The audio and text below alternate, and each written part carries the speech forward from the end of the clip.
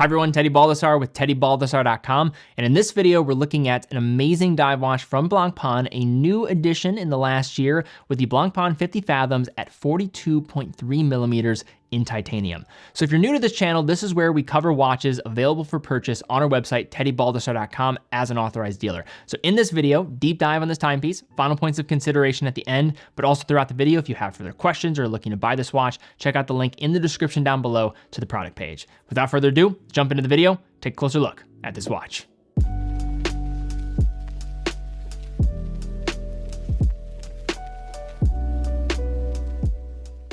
Dive watches are everywhere, from utilitarian entry-level models to high-end luxury versions and precious metals, but that wasn't always the case. Pioneering dive watches of the past were purpose-built as tools, and their functionality could sometimes mean the difference between life and death. There's a lot of wonder and debate about the exact year when the 50 Fathoms was initially created in the 1950s, but what can't be debated is the Blancpain 50 Fathoms was one of the first modern dive watches, which helped contribute to the commonly understood identity of the genre today. The 50 Fathoms was also developed not merely as a watch, but as an instrument required for taking on the murky, watery deep. So where did the 50 Fathoms name come from? It comes from two central influences: an obsolete British unit of measure, and 50 fathoms equals approximately 91.5 meters, the outer limit of divers' capability at the time. And further, the name was derived from a line in a Shakespeare play, The Tempest, "Full fathom 5, thy father lies," being the line. I never thought I'd be reciting lines of Shakespeare plays and watch reviews, but here we are. But back to the subject. In the early days of the 50 Fathoms, requests came from the French Navy requiring a watch with superb water resistance, a rotating timing bezel, magnetic resistance, and luminous radium handset and markers set against a black dial for better legibility. In addition to the French Navy SEALs, the watch became standard issue for US Navy SEALs and later on other militaries worldwide. The watches were distributed not only by Blancpain, but by Spirotechnique, which were marketed under the Aqualung brand and under the Tourneck Rayville name for US Navy issue. Pioneering explorer Jacques Cousteau and his crew wore the early 50 Fathoms models on their expeditions, along with the Rolex Submariners and later on, the Doxa subs. Cousteau's Aqualung company also distributed the 50 Fathoms double signed with Aqualung on the dial. Given its origin, the 50 Fathoms in a modern context is often seen solely as a dive watch. However, it currently also serves as one of the entry doors into the world of hot horology, where Blancpain is producing their own calibers in-house from raw materials and finishing them to a degree better than many of their contemporaries for the dollar amount. In recent years, Blancpain relied mostly on the reference 5015 50 Fathoms with its 45mm case. Despite not wearing to that full measurement, there have long been requests to get that similar style of the 50 Fathoms in a smaller form. And last year, Blancpain finally answered the call with the release of the 42.3mm 5010 in titanium, in black as well as in blue. For the sake of this video, we're going to be prioritizing the classic black dial, which pays the most tribute to the past.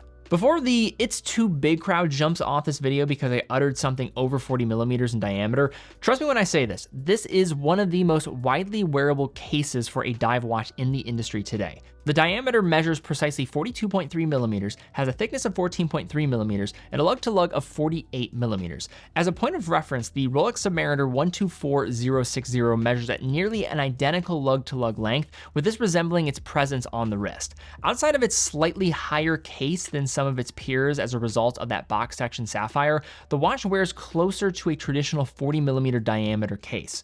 One of the defining elements of the 50 Fathoms is the grade of titanium it utilizes, known as grade 23. The two common grades you probably hear are grade 2 and grade 5. Grade 2 refers to commercially pure titanium, while grade 5 is an alloy that adds other metals, such as aluminum and vanadium, which can create an easier ability to polish, increases the hardness and overall toughness while better resisting corrosion. Grade 23 is another form of titanium that shares more similarities to grade 5, however it differs with lower oxygen and nitrogen content. This in turn also adds to its resistance to corrosion and breakage, all while having more ductility and being biocompatible. The end result is a gray tone brush finish with exquisite detailing on that 120-click bezel and screw-down crown protected by guards at 3 and having a signed 9 o'clock side of the case. The bezel is capped with a curved sapphire, which is painstakingly difficult to construct, and the unidirectional action is among the best I have come across. The 7mm screw-down crown is signed, is easy to grip, and has superb threading for guaranteeing a watertight seal.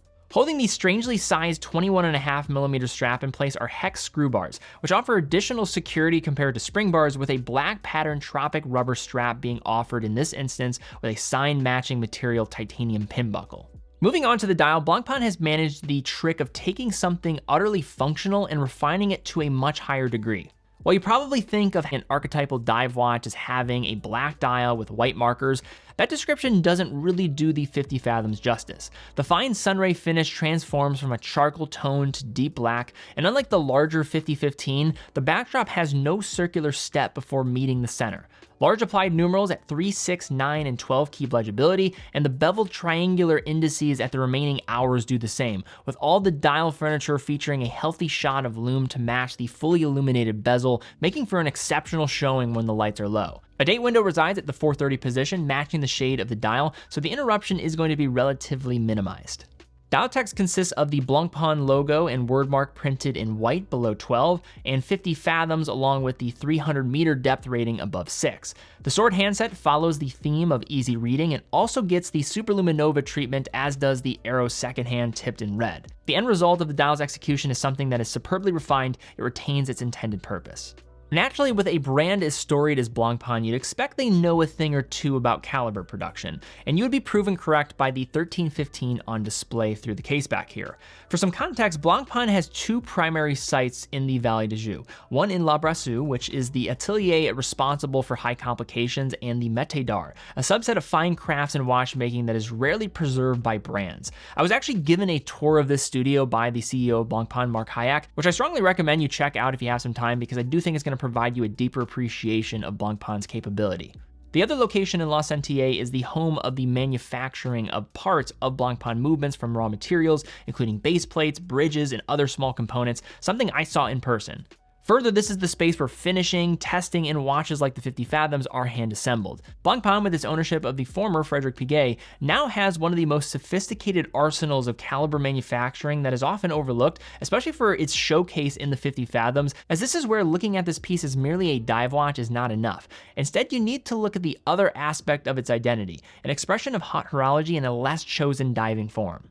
Some quick facts about the 1315. It is comprised of 227 components and features 3 barrels, an 18-karat gold rotor with multiple surface finishes on that rotor, has a free-sprung balance with a silicone hairspring, it hacks, and packs one of the leading performers for a movement with 120 hours of reserve while operating at 28,800 vibrations per hour or 4 hertz. The power reserve is nothing short of outstanding, with the movement being tested in 6 positions in La Sentier, and this one is performing within chronometer spec in our tests. The finishing is excellent, with a spiral texture on all the bridges and the automatic block at the center. Each screw is black polished, with the sinks for them also being beveled. And speaking of beveling, the anglage on the bridges is superbly done, as the surface area is enormous for those hits of polishing, as even with bad eyes, you'll be able to appreciate the detail of your money well spent. The jewel in the sinks within the barrel bridge are also satisfying to look at, with this location being the area for the most engraving seen on this caliber. As much as the norm for dive watches is to cover the movement with the closed case back, this caliber is just too beautiful to be left to the imagination.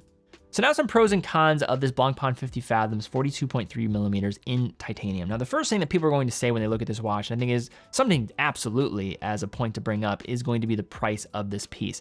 This is going to be at the high end of things for a dive watch in general. You're looking at over $16,000 for this watch on a strap. That is a significant chunk of change, and compared to the competition, it's going to be on a high side of things. Now, lug width is also very weird, 21.5mm. Now, with these screwed in hex bars here, I don't think you're going to be looking to change out your straps, but I would like to have more flexibility. But with the added challenge of being able to switch out the straps while having a different width to worry about, I do think that is another point to consider. As having a dive watch, I like to have different strap options available to me. And then also, at the time of recording this video, this watch is not available in stainless steel at this case size, which I think some people might be interested in. But now we shift into some of the pros, and I'm a huge fan of this watch. This was actually one of the top dive watches I listed in my yearly wrap-up last year at the high end of things, and that was the case for a variety of reasons. Now, one is going to be the material choice. I really love how this watch wears. It leads to an even easier wearing experience to an already stellar dimension set.